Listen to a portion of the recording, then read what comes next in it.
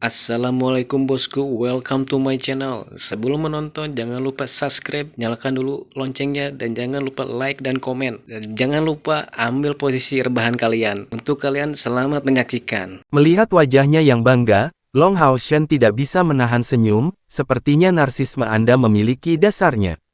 Meskipun saya tidak terlalu suka memuji Anda, saya benar-benar tidak punya pilihan selain mengatakan bahwa Anda benar-benar jenius. Hahaha, itu hal yang biasa. Seperti yang diharapkan, setelah dipuji, seseorang segera menjadi sangat senang hingga kehilangan akal sehatnya. Sima Xian memotongnya, kakak narkoba, perhatikan, Li Xin akan datang. Di mana dia, di mana? Lin Xin tiba-tiba menahan diri, berhenti dari keadaan arogan sebelumnya agar terlihat lebih masuk akal dan menarik. Mengamati sekeliling, dia mencari sosok Li Xin. Untuk meringkasnya, selama beberapa bulan terakhir, hubungan Lin Xin dan Li Xin telah berkembang dengan cukup baik. Meskipun mereka berdua tidak banyak bertemu karena pelatihan tertutup masing-masing, melalui pelecehannya yang tidak tahu malu dan tangguh, Lin Xin memaksa Li Xin untuk mengakui status hubungan mereka. Namun, ini menyebabkan munculnya gejala baru pada Lin Xin, membuatnya menjadi pria yang sangat takut istri. Setelah melihat Li Xin, dia seperti tikus yang melihat kucing. Mungkin ini adalah efek sisa dari saat Li Xin memaksakan ciuman padanya, tetapi yang pasti dia memperlakukannya dengan sangat baik, diam-diam menekannya untuk menerima cukup banyak pilnya, meskipun Li Xin, yang tidak mau memanfaatkannya, memberinya jumlah poin kontribusi yang sesuai setiap saat. Enyah kau, laki-laki botak ini, kamu berani membodohiku, hati-hati aku tidak memberimu pil lain kali. Tidak dapat menemukan Li Xin, Lin Xin segera berteriak dengan marah pada Sima Xian. Sima Xian tertawa gembira, percayalah apa yang kamu inginkan, tapi hei, aku pernah mendengar Li Xin berkata bahwa dia paling membenci orang-orang yang berpikiran sempit, dan bahwa dia menyukai orang-orang yang paling baik hati dan polos seperti kapten kita, pemuda yang baik hati dan menjanjikan. Lin Xin mendengus 2 kali berturut-turut, kalau begitu itu sama sepertiku. Sima Xian menjawab, tapi bukankah kamu baru saja mengancam orang? Jika Anda membuat obat palsu untuk saya minum, hehe, saya mungkin mengobrol baik tentang hal itu dengan Li Xin. Atas dasar penampilanmu yang mencolok, bagaimana kalau mencoba melihat apakah Li Xin akan percaya jika aku mengarang cerita tentang salah satu mantan pacarmu? Anda, oke kamu menang kali ini, ketakutan. Lin Xin mengungkapkan ekspresi marah, akhirnya berhenti untuk memperhatikan Sima Xian. Melihat wajahnya saat ini, yang lain tidak bisa menahan tawa yang baik. Ngomong-ngomong, bos, setelah Luxi mendengar bahwa saya bisa membuat pil pendorong, dia menyatakan keinginannya untuk membeli sejumlah pil untuk 1000 poin kontribusi, menyediakan bahannya sendiri. Katakan padaku, haruskah aku menerima atau tidak? Long Hao Shen bertanya, berapa lama Anda perlu membuat pil ini? Lin Xin menjawab, sekitar 10 hari. Selama perjalanan kami dari kota suci ke medan perang, kami harus bepergian dengan menunggang kuda dan saya harus punya waktu untuk membuatnya. Saya hanya tidak dapat menjamin bahwa saya pasti akan berhasil. Long Hao Shen memberikan jawabannya dengan anggukan, kalau begitu mari kita coba. Kekuatan individu dapat diabaikan di medan perang, sehingga memiliki tim lain yang akrab di mana mereka dapat mempercayai punggung mereka jelas merupakan hal yang baik. Plus, ini hanya bisa meningkatkan peluang bertahan hidup bagi kedua tim mereka. Dan selama 3 bulan pelatihan diri itu, kekuatan Luxi juga meningkat cukup dramatis. Meskipun masih belum bisa dibandingkan dengan kelompok Long Hao Shen, sehubungan dengan fakta bahwa kelompok Long Hao Shen masih belum menembus ke langkah ke-6, jarak di antara mereka benar-benar menyempit selama periode ini. Tentu saja, ini mengingat kelompok Long Hao Shen belum membeli peralatan baru. Saat mereka selesai berbicara satu sama lain, mereka tiba di pusat transaksi. Setelah masuk, mereka segera menuju ke lantai 2. Meskipun lantai pertama juga berisi beberapa peralatan berharga, jumlahnya terlalu sedikit. Tetapi di lantai 2, setidaknya setengah dari peralatan yang dijual berada di tingkat glorious. Hanya saja jumlah total peralatan yang dijual di sana lebih rendah daripada di lantai pertama. Menunjukkan lambang kelas jenderal mereka, ketujuh orang itu melewati penjaga lantai 2, dan demi menghemat waktu, mereka melihat masing-masing, untuk mencari peralatan yang pas untuk diri mereka sendiri. Setiap orang memiliki kebutuhan peralatan yang berbeda. Di antara mereka, orang yang paling tidak membutuhkan peralatan baru dengan efek tambahan adalah Chen Yinger, yang terutama mengandalkan kemampuan binatang kontraknya sejak dia mendapatkannya. Tapi dia tidak yakin bagaimana memperkuat babi kecil ini. Jenderalnya, satu-satunya solusi yang dia miliki untuk meningkatkan kekuatan bertarungnya adalah dengan meningkatkan energi spiritualnya, sehingga dia mencari jenis peralatan yang memungkinkannya untuk meningkatkan energi spiritualnya, menstabilkan kapasitas mentalnya dan juga menawarkan sedikit pertahanan. Orang-orang yang paling membutuhkan peralatan baru adalah Wang Yuan dan Sima Xian. Sima Xian memiliki peran sebagai seorang pejuang dalam tim, tetapi masih mengenakan gaun pendeta. Wang Yuan juga tidak pernah mengenakan baju besi lengkap, satu-satunya peralatan sejatinya adalah perisai jiwa ilahi raksasa. Dibandingkan dengan mereka, Han Yu dan Lin Xin tidak begitu terdesak untuk menemukan peralatan baru, mereka baik-baik saja dengan pilihan apapun yang meningkatkan status mereka, meskipun mereka tidak akan memilih peralatan baru secara acak. Peralatan kristal awan api Lin Xin sudah dipasang kembali di tempat khusus, menjadi staf elemen api di puncak tingkat Glorious. Dia awalnya sudah menjadi yang terkaya di grup, dan baju yang dia kenakan sudah berada di tingkat spiritual. Berpisah dari rekan-rekannya, Long Hao Shen membawa Keyer, mencari di area lantai 2. Setiap lantai pusat transaksi dipisahkan dalam 2 area, dengan satu untuk peralatan dan barang pusat transaksi, dan satu di mana pemburu iblis akan menjual peralatan dan barang mereka sendiri. Long Hao Shen pertama-tama pergi untuk melihat barang-barang yang dijual pusat transaksi, berencana untuk meminta Keyer memilih baju besi pribadi untuk dirinya sendiri. Sudah memiliki belati emas dengan kemampuan untuk menembus baju besi apapun, sama sekali tidak perlu bagi Keyer untuk mengganti senjatanya, yang sudah berada di tingkat Glorious. Untuk tangan kirinya, dia memiliki belati samsara, jadi dia bisa melakukannya tanpa mengganti senjatanya. Tapi pertahanan adalah titik lemah Keyer. Melihat mereka mendekati counter penjualan, anggota staf pusat transaksi menyambut mereka dengan hormat, "Halo, ada yang bisa saya bantu?" Setelah berpikir sejenak, Long Hao Shen menjawab, "Saya ingin membeli baju besi di tingkat Glorious yang dapat digunakan untuk assassin, serta peralatan aksesori untuk assassin." Anggota staf itu mengangguk, dan menjawab, "Harap tunggu sebentar." Setelah itu, dia berbalik, berjalan di dalam area yang terpisah, dan kembali beberapa saat kemudian dengan file tebal di tangannya. "Pemburu iblis yang terhormat, saya baru saja memeriksa beberapa saat yang lalu, dan menemukan 4 baju besi sesuai dengan kriteria Anda, dan 3 aksesori. Silakan pilih pilihan Anda." Setelah ini dikatakan, dia membuka file tebal, dengan cepat membalik halaman, di mana presentasi terperinci dari baju besi dan barang dapat dilihat. Long Hao Shen meraih tangan Keyer, melihat presentasi itu saat dia menulis beberapa kata di telapak tangannya. Masing-masing dari 4 armor memiliki fitur tertentu, menempatkan penekanan pada aspek yang berbeda. Yang pertama terutama mementingkan peningkatan energi spiritual seseorang, tetapi lebih cocok untuk assassin yang menggunakan elemen api, karena permata atribut api bertatahkan di dalamnya. Atribut Keyer sangat khusus. Dia bukan pengguna atribut api, tetapi lebih tepatnya adalah pengguna atribut penghancuran dan atribut kematian. Ini adalah perubahan yang dihasilkan belati samsara dalam dirinya, membuat armor elemental ini tidak cocok untuknya. Di antara 3 lainnya, yang lain memiliki masalah yang sama, yang menghilangkannya sebagai pilihan yang mungkin. Di antara 2 baju besi terakhir, satu meningkatkan pertahanan dan memungkinkan pengguna untuk menggunakan energi spiritualnya sendiri untuk perlindungan, menghasilkan kekuatan pertahanan yang sebanding dengan perisai elemen. Selain itu, ia memiliki kemampuan yang disebut kekerasan. Dada, perut, dan bagian penting punggung setidaknya bisa menahan 3 serangan iblis dari langkah ke-6 sambil tetap tidak rusak. Yang lainnya meningkatkan kekuatan serangan para assassin, meningkatkan tingkat pengumpulan energi spiritual seseorang.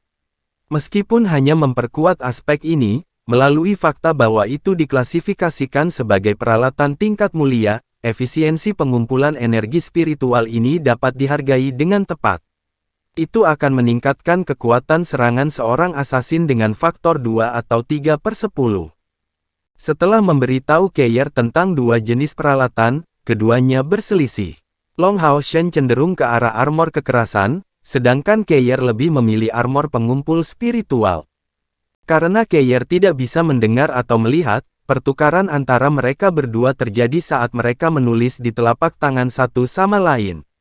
Saat mereka berdebat satu sama lain, sebuah suara lembut tiba-tiba terdengar dari belakang mereka. "Permisi, apakah Anda Kapten Long?" Long Hao Shen menoleh, melihat seorang pemuda, yang beberapa tahun lebih tua darinya. Dilihat berdasarkan penampilannya, dia mungkin berusia 27 atau 28 tahun. Pemuda ini tinggi, setidaknya satu kepala lebih tinggi dari Long Hao Shen. Yang membuatnya sudah dekat dengan si Masian tingginya, karena meskipun Long Hao Shen belum sepenuhnya dewasa, tingginya masih mendekati 1,8 meter. Tapi dia tidak terlihat mengesankan seperti si Masian. Memiliki bahu yang lebar dan punggung yang lebar, berdiri dalam postur yang lurus, ia tetap membawa suasana yang lembut dan elegane. Ketika dia berdiri berhadap-hadapan dengan Long Hao Shen, menggambarkannya sebagai tampan agak sulit, tetapi penampilannya relatif bisa digambarkan sebagai cukup bagus. Secara fisiologis agak bulat, matanya yang lembut memberi kesan kepada orang lain tentang orang yang jujur dan perhatian. "Halo, benarkah?" Long Hao Shen bertanya dengan ragu.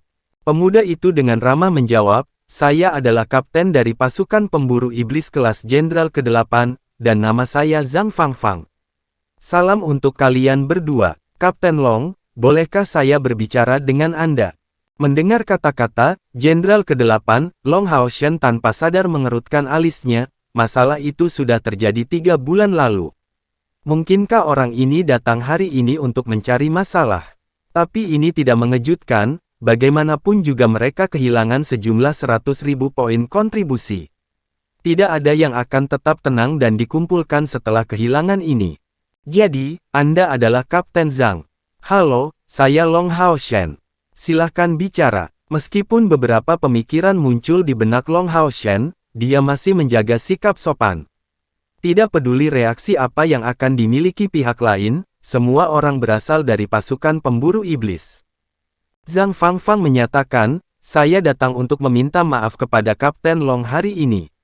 "Mengapa kalian berdua bersembunyi?" Kalimat kedua diarahkan ke punggung mereka, dan dalam sekejap, membawa ekspresi yang parah ke wajahnya yang lembut.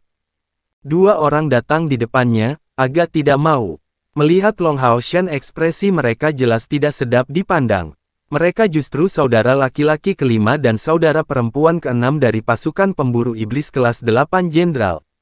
Zhang Fangfang menatap mereka dengan penuh arti, dan keduanya membungkuk untuk memberi hormat kepada Long Hao Shen, dan saudara kelima mengungkapkan senyum pahit, "Maaf, Kapten Long, kami seharusnya tidak mencoba menipu Anda. Kami berada di tempat yang salah. Kami berjanji bahwa ini tidak akan terjadi lagi, jadi mohon maafkan kami." Long Hao Shen menggelengkan kepalanya, "Masalahnya sudah ada di masa lalu, dan kamu adalah orang-orang yang paling menderita karenanya. Bagaimana mungkin kalian berdua yang meminta maaf?" Zhang Fangfang menjawab, "Tidak, kami harus meminta maaf kepada Anda apapun yang terjadi. Saya awalnya berencana untuk datang menemui Kapten Long jauh lebih awal, tetapi melihat tanda bahwa Anda sedang berlatih tertutup, kami menunggu saat ini. Tentang poin kontribusi yang hilang, itu adalah hukuman yang pantas mereka terima, tetapi ini juga salah saya karena tidak mendidik mereka dengan lebih baik. Sebagai kapten mereka, saya tidak bisa mundur dari tanggung jawab saya. Saya harus meminta maaf sekali lagi kepada Kapten Long." Saat dia mengatakan ini, dia membungkuk kepada Long Hao Shen, tetapi terlihat jauh lebih serius daripada saudara laki-laki kelima dan saudara perempuan keenamnya, secara harfiah membungkuk pada 90 derajat.